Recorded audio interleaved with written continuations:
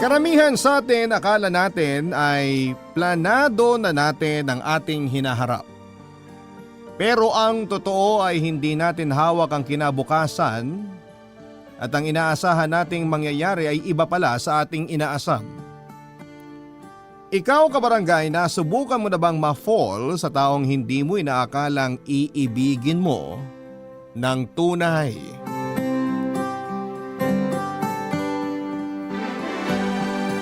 Dear Papa Dudut,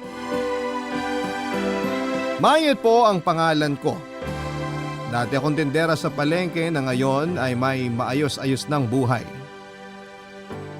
Sa 33 years kong nabubuhay sa mundong ito ay never kong inakala na darating ang araw na sa Amerika ako titira. Dati-rati ay sa TV ko lang napapanood kung ano ang itsura ng lugar na yon, pero ngayon ay tinatamasa ko na ang tinatawag na American life. Kung paano po nangyari yon, ito po ang ikukwento ko sa inyo at sa lahat ng mga listeners ng Barangay Love Stories. High school pa lamang ako ay tindera na ako sa palengke. Palagi ko noong sinasamahan ng nanay ko sa pagtitinda bago at pagkatapos kong pumasok sa klase. Hindi kasi gaanong kaganda ang estado namin sa buhay at hindi po kami mayaman, Papa Dudut. Kaya ang allowance ko noon at pambayad sa mga kailangan namin sa school ay dapat na pinagtatrabahuhan ko. 6 kaming magkakapatid at ako ang bunso. May di-describe ko po ang sarili ko bilang madiskarte at palaban. Kailangan kong maging matapang sa buhay dahil yun na lamang po kasi ang may pagmamalaki ko. Mahirap man kami noon ay hindi ko hinahayaang api-apihin lamang kami ng mga taong mas nakakataas sa amin. Marami kasing tao na porket nakikita kang naghihirap, imbes na tulungang makaahon, ay mas lalo ka pang ipagtutulakan sa putik. Katulad na lamang ng kapitbahay naming si Aling Minda, Papa Dudut. Oh.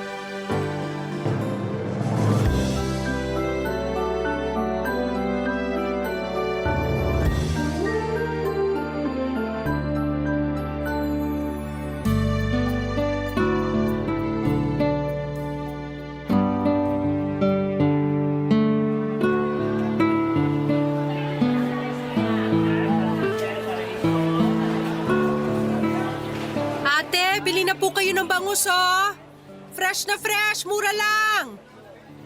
Aling Minda, naghahanap pa kayo ng isda. Sa amin na kayo bumili, bagong huli lang to mga to. Sigurado ka bang fresh yan? Baka tinda nyo pa yan kahapon, ha? Hindi po, fresh to mga to. Tingnan nyo, kahit amuyin nyo pa. Ay, ayoko. Masyadong malansa yan. Lahat po ng tinda naming isda fresh po. Check nyo po yung hasang. Mamula-mula pa. Makinang pa yung mata, oh. Diyan mo malalaman kung fresh yung isda. Eh magkano ba ang 1 kilo niyan? Para po sa inyo 100 na lang. Presyong kapitbahay. Mahal naman? Grabe ang presyo, ha? Eh mukha namang sobrang daming tinik niyang bangus ninyo. Lahat naman po ng isda may tinik eh. Kayo talaga. 50. Ay discounted na po yung 100 eh.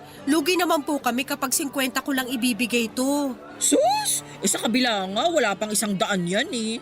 Pare-pareho po kami ng presyo rito. Kahit itanong nyo pa dyan sa nasa likod nyo. May bangus din sila. Mas mahal nga 1 kilo nila eh. Ay wag na, bibili na lang ako ng baboy. Eh galunggong po, ayaw nyo? O ka ba kung kumakain ng galunggong, Mayet? Anong akala mo sa akin? Masarap naman po ang galunggong ah. Kung ayaw nyo, kunin nyo na tong bangus. Sige, 90 na lang. Ay wag na, masyadong malansay ang isda ninyo. Ang barat nyo naman po. May pambili nga kayo ng mamahaling kape. Ang sabi mo? Wala po. Sige po, bili na lang kayo ng baboy. Mas healthy. Ganyan ka ba makipag-usap sa mga customer ninyo? Lo, joke lang naman yun, Aling Minda. Masyado kayong seryoso sa buhay. Ganyan, diyan kayo magaling. Pareho kayo ng ina mong si Elena. Hindi kayo marunong magseryoso sa buhay. Kaya anong napala ninyo? Mahirap pa rin kayo hanggang ngayon. Bakit naman po nadamay nanay ko rito? Oy, kanino ka pa ba magmamana kung hindi sa nanay mo, di ba? Mawalang galang na po, Aling Minda ha. Pero kung wala rin lang naman po kayo magandang sasabihin at hindi rin naman pala kayo bibili ng paninda namin, umalis na lang kayo. Hindi na nga kayo bibili, insultuhin niyo pa pamilya ko. Ano? Nasaktan ka, di ba? Kasi totoo yung mga sinabi ko. Wala ka kasing pinag-aralan, kaya ganyan ka kumakasagot sa mga mas nakakatanda sa'yo. Walang manners. Palibhasa, pabaya ang mga magulang mo. Wala nang patutunguhan ng buhay mo, iha. Forever ka nang magtitinda ng malansang isda. Grabe naman kayo. Kung may buhos ko po kaya sa inyo tong isang balde ng isda para kayo maging malansa. Gusto niyo ng respeto? Nek-nek nyo. Ang respeto, ibinibigay sa mga taong karespe-respeto. Hindi kayo yon. Aba, talagang lumalabang ka pambata ka, ha? Nasaan na bang nanay mo? Sabihin mo, bayaran niya yung inutang niya sa akin. Kayo magsabi. Ininsulto niyo na nga ako tapos uutusan niyo pa ako ngayon. Tayong kapitbahay lang, ha? Ate, bangus po! Fresh na fresh! Mura lang ho! Itong paninda namin para lang to sa mga taong afford bumili at hindi buraot. Sige na po ate, bibigyan ko kayo ng discount. Bastos! Nakakausap pa kita eh. Baka alis na nga rito. Panira ng araw. Papa Dudu, totoo naman talaga ang ilan sa mga sinabi ni Aling Minda. Ayoko mang aminin pero may katotohanan na mga sinabi niya. Mahirap lamang kami at lubog sa utang at wala rin akong tinapos dahil maaga akong tumigil sa pag-aaral. Pagkatapos ng high school ay mas pinili ko na lamang na magtrabaho. Hindi rin naman kasi ako matalino at lagi akong huli sa klase noon. Kaya naman ipinaubaya ko na lamang sa mga kapatid ko ang opportunity na mag-aral sa kolehiyo. Kaso nga lang sa aming anim, 2 lang ang nakapagtapos ng kolehiyo. Ang isa ay maaga nag-asawa samantalang ang isa naman ay nanatiling tambay dahil hirap makahanap ng trabaho. Grabe ang dinanas naming kahirapan noon, Papa Dudut. Palagi naming kinakain ang pride namin para lamang makapangutang kay Aling Minda na sa barangay namin ay siya lamang ang merong sariling maliit na grocery store. Kahit palagi kaming nagkakasagutan ay wala akong choice, kundi ang humingi ng pabor sa kanya para lamang makakain kami kahit na ang kapalit noon ay puro pangiinsulto. Buong buhay ko araw-araw na pinapaalala sa amin ni Aling Minda kung gaano kami kahirap. Kulang na nga lang ay ipatarpaulin pa niya ang listahan ng utang namin sa kanya. Sa kabila ng lahat ng yon ay never akong nawala ng pag-asa, Papa Dudut. Sa katunayan, mas nagkaroon pa ako ng motivation para mangarap ng mas matayog. Ipinangako ko noon sa sarili ko na hindi ko hahayaang manatili kami sa ganong klase ng estado. Ipinangako ko na balang araw ay yayaman din ako at idadamay ko rito ang buo kong pamilya.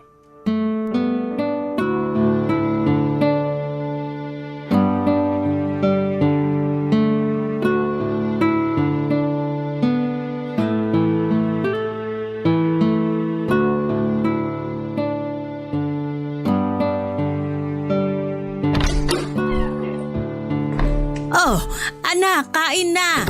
Saan ka galing? Bakit ka ginabi? Dumalaw lang po kina Jenny, nakipagtsikahan. Di bale, halika na, kumain ka na. Ipinagtabi kita ng ulam. Sige lang po, katatapos lang namin ni Jenny kumain. Nay, di pa ba kayo sawa dyan? Sawa saan? Dyan, sa ulam nyo. Lagi na lang tayo kumakain ng sardinas. Mamaya tubuan na tayo ng kaliskis niyan. Ba't naman ako magsasawa sa sardinas? Grasya to. Dapat nga magpasalamat pa tayo kasi may kinakain tayong ulam. Pero hindi ba kayo nag-asam na kumain ng mas masarap na pagkain? Lechon, chicken barbecue, bulaloy, mga ganong klase ng ulam. Siyempre gusto ko rin namang makatikim ng mga binanggit mo. Kaso nga lang, wala naman tayong pambili ng ganyang kamahal na pagkain eh. Kung sawa ka na sa sardinas, pwede naman tayong magluto ng instant noodles bukas. Tapos sa susunod na araw, pwede nang pitasin yung mga talong ni Minda sa bakuran nila. Humingi na lang tayo sa kanya. Total, marami naman yun. Minda na naman, lagi nga tayong pinapahiya ng babaeng yun. Tiisin mo na lang. Siya lang din naman yung pwede nating mahinga ng tulong eh. Tumutulong nga pero lagi naman niya tayong inaalipusta. Hayaan mo na lang. Ang mahalaga, may nakakain tayo. Ay, kailan kaya tayo makakaranas ng magandang buhay? Pasensya ka na anak, nakahirapan lang din ang maipapamana namin sa inyong magkakapatid. Wala eh, hindi tayo pinalad eh. Kahit araw-arawin nating magtrabaho, isang kahig, isang tuka pa rin tayo hanggang ngayon. Ang sarap siguro magkaroon ng magandang bahay, no? Yung kahit ref man lang meron tayo para kahit papano makainom tayo ng malamig na tubig. Wala naman tayong ibang magagawa kundi manalangin na lang na sana maibigay din sa atin ang buhay na hinahangad natin. Basta promise ko sa inyo, yayaman tayo. Gagawin ko ang lahat para makaahon tayo sa hirap. Paano mo naman gagawin yon? Ako nga, yan din ang sabi ko sa sarili ko nung dalaga pa ako eh. Basta, kahit gaano pa yung kahirap, gagawin ko para lang makaangat tayo. Kahit pumatol pa ako sa AFAM. Huwag ka munang mag-asawa anak. Mahirap magkapamilya kung wala ka namang pera. Siyempre, Nay, hindi ko naman tututuhanin yun. Ayoko rin namang gumamit ng tao para lang yumaman, no? Lalaban tayo ng patas para hindi tayo makarma. Tama yan. Basta patutunayan ko sa Aling Minda na yan na mali yung sinasabi niyang walang patutunguhan ng buhay ko. Balang araw, ipapamukha ko sa kanya ang mararating ko. Kapag ako talaga yumaman, magpapatayo ako ng malaking bahay sa harap nila para araw-araw niyang maaalala kung paano niya tayo maltratuhin. Paano ibibigay sa'yo ng Diyos ang kahilingan mo kung ganyan ang nasa utak mo? Mayet, mangarap ka para sa sarili mo, hindi yung nangangarap ka lang para makabawi sa mga tao. Nakakainis kasi yung kapitbahay nating yun. Lagi na lang ipinapamukha sa atin kung gaano tayo kahirap. Eh, totoo naman kasi eh. Nay naman. Saka na lang tayo magmalaki kapag meron na tayong may pagmamalaki. Sa ngayon, magtiis muna tayo dito sa sardinas. Papadudot biro lang naman ang sinabi ko kay nanay na kakapit ako sa AFAM o foreigner para lamang yumaman. Isa pa ay malabong mangyari yon dahil moreno ang tipo ko sa mga lalaki. Kailanman ay hindi ako nangarap na makapag-asawa ng Amerikano dahil gusto ko pa rin magkaroon ng asawang Pinoy. Yun nga lang, kahit 30 anyos na ako noon, ay wala pa rin akong planong magkapamilya. Alam ko kasi kung gaano kahirap ang bumuo ng pamilya dahil nakita ko na ito sa mga kapatid ko na hanggang noon ay hikahos pa rin dahil maagang nagsipag-asawa tapos anak pa ng anak. Ito ang dahilan kung bakit ako hiniwalayan ng dati kong boyfriend. Gusto na niya noong magpakasal at magkaroon ng anak pero hindi ako pumayag. Hindi pa ako ready noon, Papadudot, dahil hindi ko pa nakakamit ang pangarap kong yumaman. Hindi naman ako mapapakain ng pagmamahalang. Kaya ang ending ay naghiwalay kaming dalawa. Papadudot, noon ko lang napatunayan na kahit planuhin pa natin ang future natin, kung hindi ito para sa atin ay hindi natin ito makukuha. Dumating ang araw na lahat ng mga sinabi ko sa sarili ko ay kinain ko din pala. Isang AFAM ang biglang dumating sa buhay ko. Barangay Love Stories. Barangay Love Stories. 3 years ago ay nagbakasyon sa lugar namin ang kababata at kaibigan kong si Rick, Papadudut. Nakatira na siya ngayon sa California at isa ng American citizen kasama ang buo nitong pamilya. Dati kong classmate sa high school si Rick, Papadudut, at isa siya sa mga naging manliligaw ko. Kaso nga lang ay hindi ko siya nagustuhan dahil hindi tugma ang personality naming dalawa. Sa kabila nito ay naging matalik na magkaibigan pa rin naman kaming dalawa at pagkatapos naming makagraduate ay nag-migrate na sila sa California at doon na nagstay for good. Noong muli silang bumisita sa Pilipinas ay dinala ni Rick ang kaibigan niyang Amerikano na si Johnson. Hindi ko noon inakala na si Johnson na pala ang magpapabago sa buhay ko, Papadudut. Una ko siyang nakilala noong maimbita ako sa party nila Rick sa kanilang bahay. Dahil pareho kaming wala pang asawa ay kaming dalawa ni Johnson ang naging tampulan ng tukso. Sinakyan ko lamang ang trip nila, Papadudut. Ang hindi ko alam noong mga oras na yon ay totoo na pala ang mga biruan nila. Totoo na pala na si Johnson ay nagustuhan ang isang katulad ko.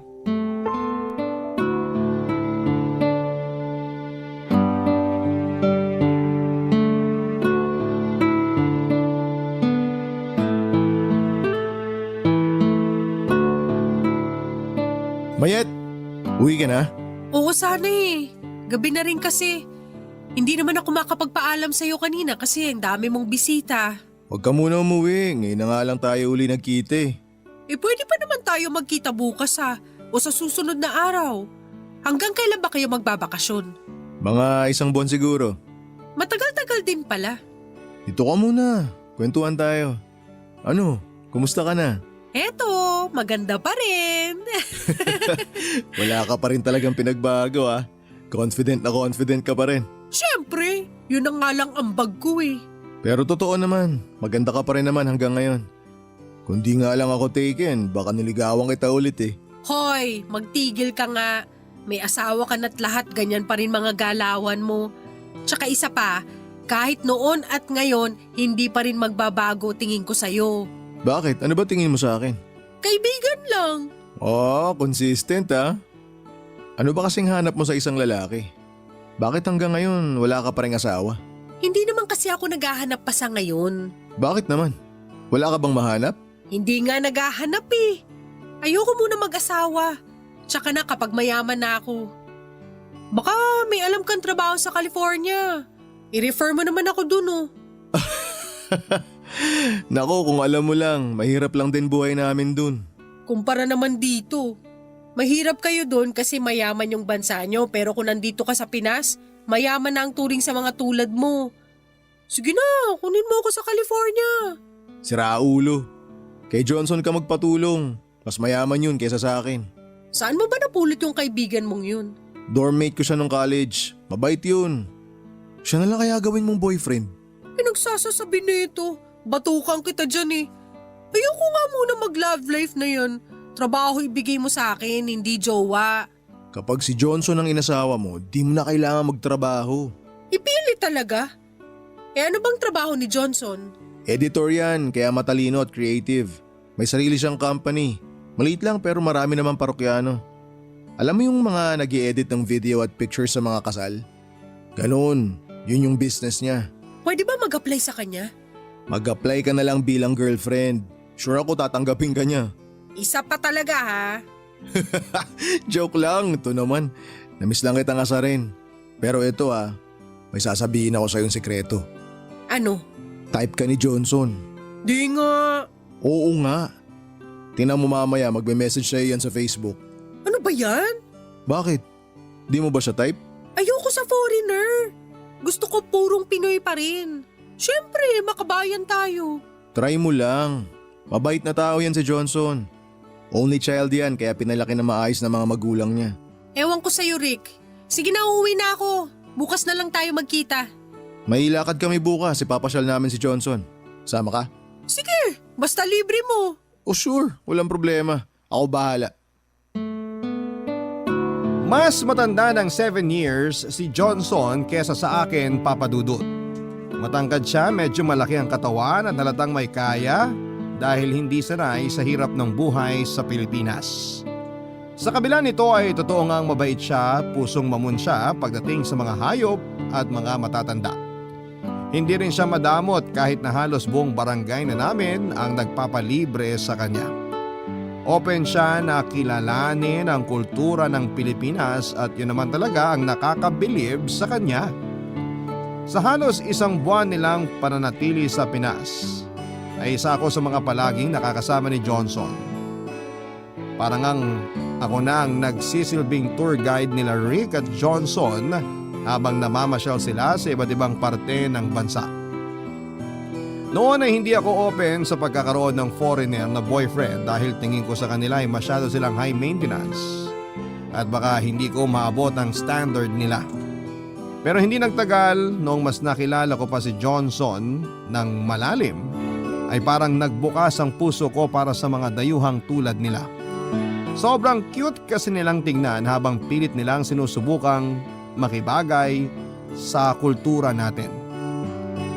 Papadudot maikling panahon ay nakaramdam na rin ako ng pagtingin kay Johnson. Hindi ko nagustuhan ang itsura niya o dahil mayaman siya. Nagustuhan ko siya dahil busilak ang kanyang puso. Masyado siyang caring at gentleman at eto ang dahilan kung bakit niya nabihag ang damdamin ko.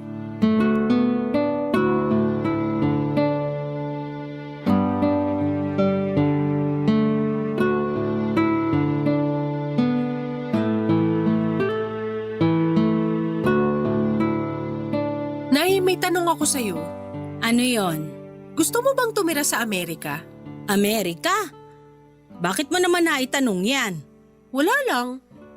Naisip ko lang na kapag ba nabigyan tayo ng opportunity na lumipat sa ibang bansa tulad ni Rick, igagrab mo ba yun? Sa tingin ko, hindi. Bakit naman hindi? Mas gusto ko rito sa Pilipinas eh. Dito ako pinanganak. Dito rin ako dapat mamatay. Yun lang? Kahit mahirap ang buhay dito, mas gusto mo pa rin magstay dito sa atin? Oo naman. Marami na akong alaala rito eh. Dito na ako nakabuo ng pamilya, ng kaibigan at kung ano-ano pa. Sus! Takot lang kayo mag-English eh, kaya ayaw nyo. Isa pa yon. Pero sayang din yung opportunity kapag hindi kayo pumayag na tumira sa ibang bansa eh. Ang tanong, may opportunity ba? Paano kung meron? Meron? Paano nangyari yon? Nag-apply ka ba ng trabaho sa Amerika? Ay naku anak, congrats! Hindi po. Paano naman ako makakakuha ng trabaho sa Amerika eh wala nga akong tinapos? Ano yung opportunity na sinasabi mo? Si Johnson kasi, yung kaibigan ni Rick, naniligaw sa akin. Talaga? Ay naks naman anak, may nagkagusto rin sa'yo sa wakas! Nay naman eh. O tapos ano, sasagutin mo ba siya? Sa tingin niyo po, Ay bakit ako ang tinatanong mo? Dapat ikaw ang nakakaalam niyan. kung ako lang din naman ang tatanungin, parang gusto ko na siyang sagutin. Oh, ganun naman pala eh. Teka nga lang. Sasagutin mo ba siya dahil gusto mong makapunta sa Amerika? O sasagutin mo siya kasi mahal mo siya? Magkaibang bagay yon, anak. Yun na nga po ang problema eh. Medyo naguguluhan pa yung feelings ko. Alam mo kung ano ang dapat na gawin mo? Ano po? Huwag mong madaliin yang puso mo. Kung hindi ka pa sure, huwag ka munang magdesisyon. Kung ang rason mo lang para makaalis ka sa bansang to, wag. Maniwala ka sa akin, hindi ka magiging masaya kapag ganun ang nangyari. May gusto na rin naman ako kay Johnson eh. Pero yun nga, hindi ka pa sigurado sa nararamdaman mo. Ano pong gagawin ko ngayon? Kung sa tingin mo gusto mo talaga si Johnson, di kilalanin mo siya ng mas mabuti. Kapag nagawa mo yon, saka ka magdesisyon para wala kang pagsisisihan sa huli. Sige po, Nay. Susundin ko po yung mga sinabi nyo. Pagkabalik nila Johnson sa Amerika ay nagpatuloy pa rin ang communication naming dalawa sa pamamagitan ng social media. Tumagal ang pagkakaibigan namin hanggang sa tuluyan na nga pong nahulog ang loob ko sa kanya, Papa Dudut. Alam kong totoo na ang nararamdaman ko noon dahil marinig ko pa lamang ang pangalan ni Johnson ay napapangiti na ako. Para bang siyang nagbigay kulay sa buhay ko. Siya ang araw-araw na nagbibigay ng inspirasyon sa akin. Kaya naman makalipas ang mahabang panahon ay sinagot ko rin ang panliligaw niya. Simula noong maging kami ni Johnson ay pinakita niya ang pagmamahal niya sa akin sa pamamagitan ng pagbibigay ng mga regalo. Halos buwan-buwan kung magpadala siya noon. Mapabulaklak man yan, mga damit, alahas. Hindi nito nakakaligtaang pasayahin ako sa araw-araw sa pamamagitan ng pagbibigay ng mga material na bagay. After a year, simula nung sagutin ko siya ay muling nagbakasyon si Johnson sa Pilipinas para i-celebrate namin ang anniversary naming dalawa. Nagulat na lamang ako noong bigla siyang nag-propose sa akin. Tinanggap ko ang alok niyang pagpapakasal, Papa Dudut. Akala ko noon ay sasaya na ang buhay ko sa bagong love life na natanggap ko. Yun pala ay doon na magsisimula ang bagong problema matapos akong pagchismisan ng mga tao na di umano ay kumapit daw ako sa AFAB para lamang makaahon sa hirap. Barangay Love Stories. Barangay Love Stories. Papadudot mula sa social media hanggang sa personal ay nakakatanggap ako noon ng panlalait. Isang Facebook page kasi ang nagpost ng wedding pictures namin noon ni Johnson nang walang paalam. Doon na po ako nakatanggap ng iba't ibang klase ng panlalait mula sa mga taong hindi ko naman kilala.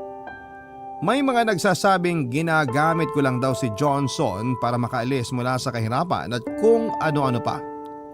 Marami rin ang pinagtatawanan ng itsura ni Johnson dahil imposible raw na magkagusto ako sa tulad niya na bukod sa malaki na nga ang katawan ay hindi rin kagwapuhan. Pera lang daw ang habol ko sa kanya.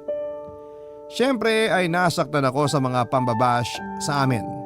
Mabuti na lang at hindi ito sineryoso ni Johnson kaya kahit papaano ay nakakuha ako sa kanya ng lakas ng loob para huwag na ring pansinin ang mga hindi magagandang comments sa amin. Ganun pa man ay hindi ko na natiis noon ang pangmamaliit sa amin ng ibang tao lalo na ang mga kakilala ko pa man din. Nangunguna na doon ang kapitbahay naming si Aling Minda. Hindi na ako nakapagtimpi noong pati ang nanay ko ay dinamay na niya sa paninira niya sa amin.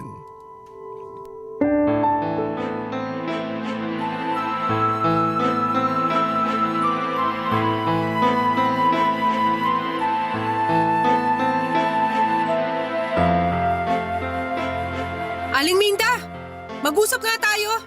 O ano, magbabayad ka na ba ng utang ninyo? Sumusobra na po kayo ah. Anong pinagsasabi mong sumusobra? Ano tong pinagkakalat yung bugaw ang nanay ko? At sino naman ang nagsabi na akong nagkalat niyan? May pruweba ka ba?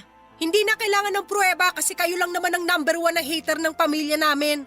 Ano ba nagawa namin sa'yo ha? Bakit ganito ka nalang manira sa pamilya ko?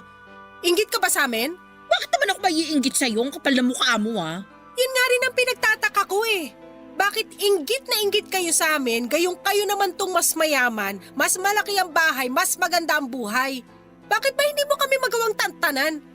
Hoy, Mayet! Ano bang akala mo sa sarili mo? Wala akong pakialam sa buhay ninyo. Bakit ko kayo sisiraan? Anong mapapala ko dyan? Tsaka isa pa, totoo naman na bugaw yang si Elena. Hindi ba nga, ibinugaw ka niya sa kano na asawa mo na ngayon? Saan mo naman napulot yung fake news na yan? Kumaka-imbento kayo ng kwento? Daig nyo pa ang scriptwriter?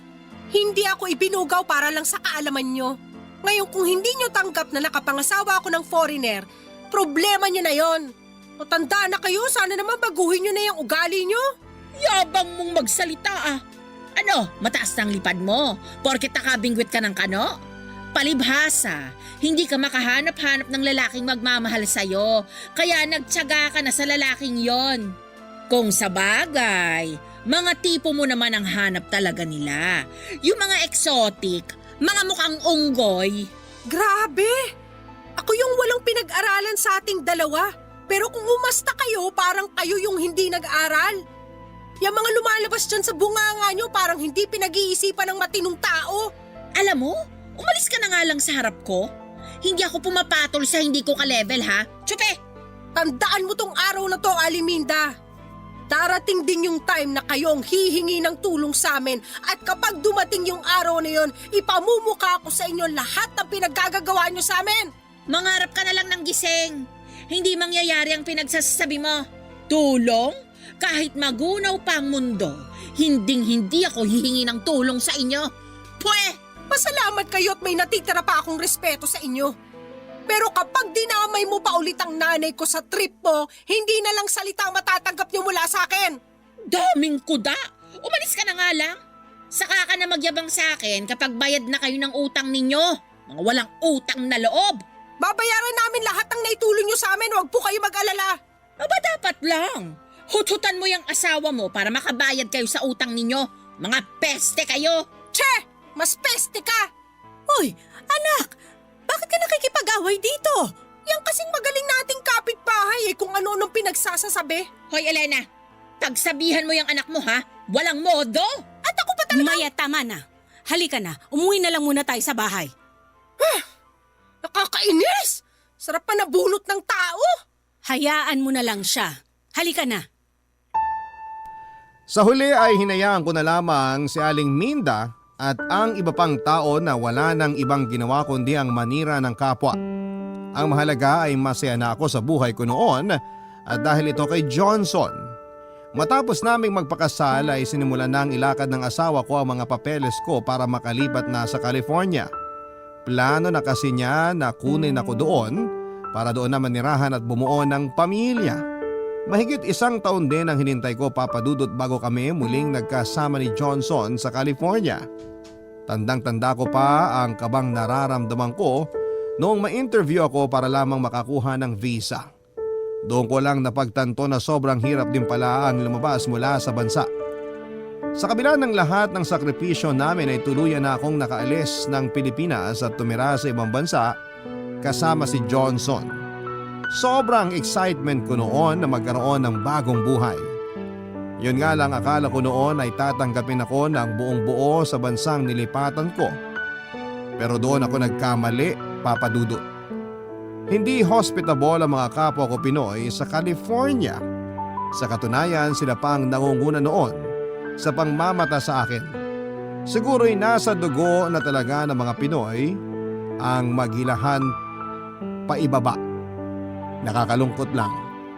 Dahil kung sino pa ang kababayan natin na dapat ay kakampi natin, ay sila pa ang tatayong kontrabida sa buhay na gusto nating maasam.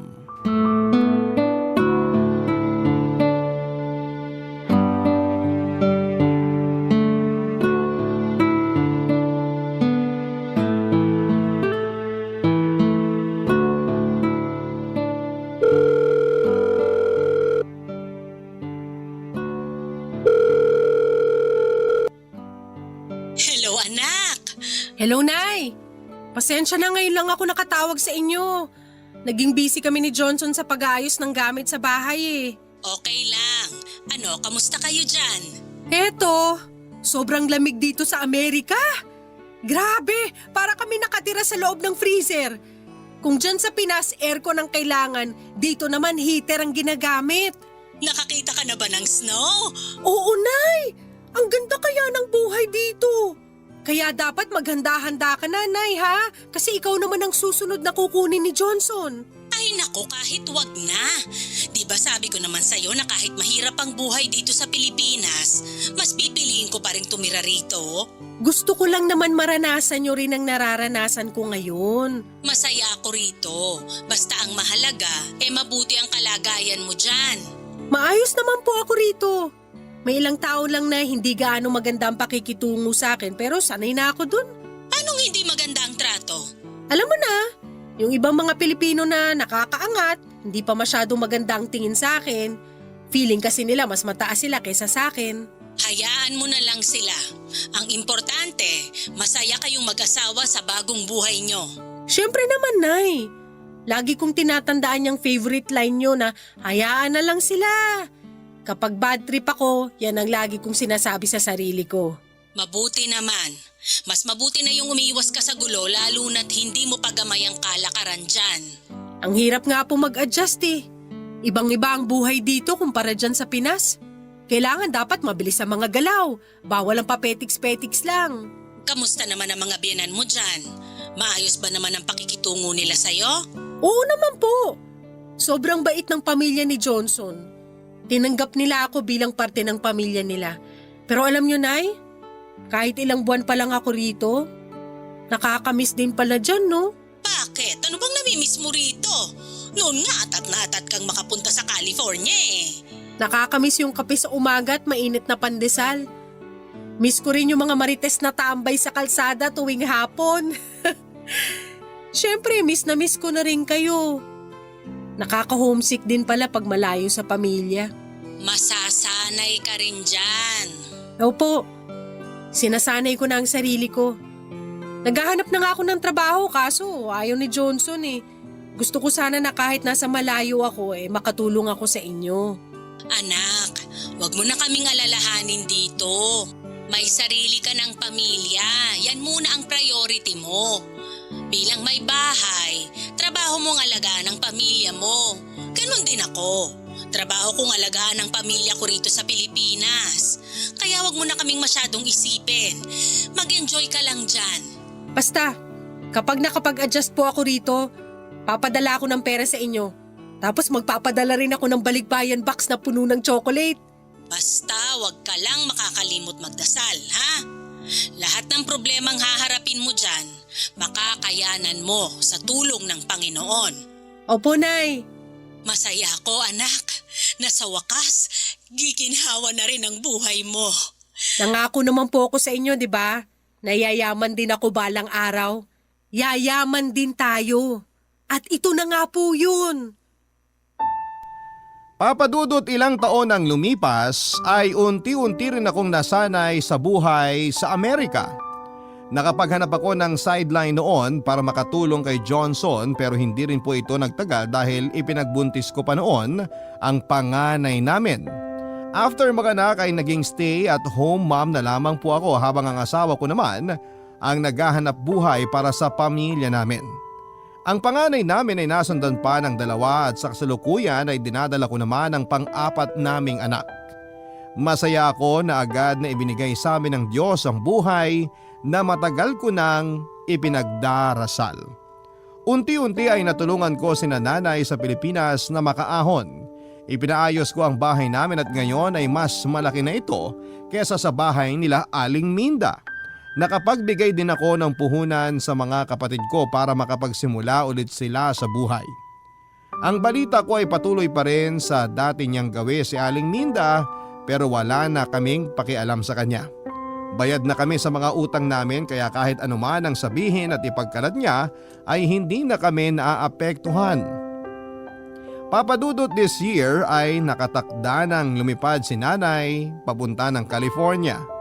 Matagal-tagal din bago namin siya napapayag na sumakay ng eroplano. Mabuti na lang at sa huli ay nagbago din ang isip nito dahil sa kagustuhan niyang makita ang mga apo niya.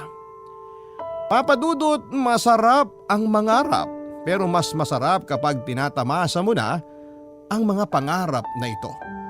Sa tulong ng pamilya, determinasyon at tiwala sa Panginoon, ang mga pangarap ko sa buhay ay nakamit ko rin sa wakas. Ito po ang kwento ko, Papa Dudut. Sana po ay nagustuhan ng inyong mga tagapakinig. Maraming salamat po. Ang inyong forever kapuso at kabarangay, Mayat. Nagustuhan ng iyong napakinggan? Ituloy yan via live stream sa www.gmanetwork.com/radio. Barangay LS 97.1 Forever!